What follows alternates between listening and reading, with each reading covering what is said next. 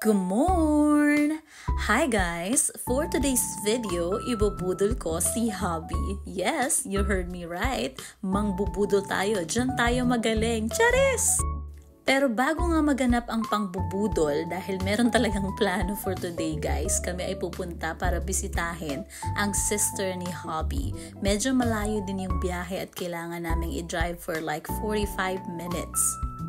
Bago nga kami makarating doon sa bahay ni sister ni Hobby, dadaan na lang kami dito sa Asian store. So dito magaganap ang pangbubudol number 1. Mamimili nga ako ng mga pagkain na bihira ko lang makita dahil doon sa lugar kung saan kami nakatira guys, walang Asian store. Kailangan pa namin bumiyahe ng ganito. At syempre, take advantage ko na yung panahon para makakuha ng mga pwede kong makuha at mga kilala kong items.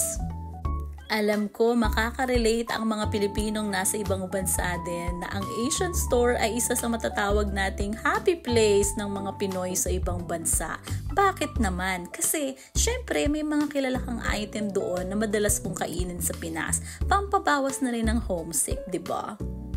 Ito na nga yung inabot guys ng aming bill, almost 1,000 Norwegian kroner. At syempre, si Hobby wala naman siyang choice kundi bayaran yon. Thank you, Hobby!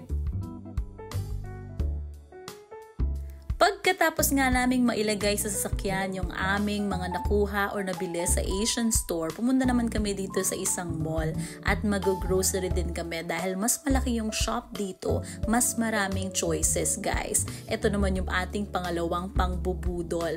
Unang-una na aming pinuntahan yung nire-request ko kay Hobby na malaking wok. Kasi naman guys, walang ganitong lutuan si Hobby kundi mga non-stick pan lamang ang meron siya at mga casserole. Syempre gusto ko ng malalim para makapagluto tayo ng pansit, 'di ba? At nakita nyo nga ginamit ko na 'yan doon sa aking lumpiang Shanghai. Nagbayad nga lang si Hobby para naman mapuntahan na namin ang pangatlong pangbubudol ni Mrs. Opo!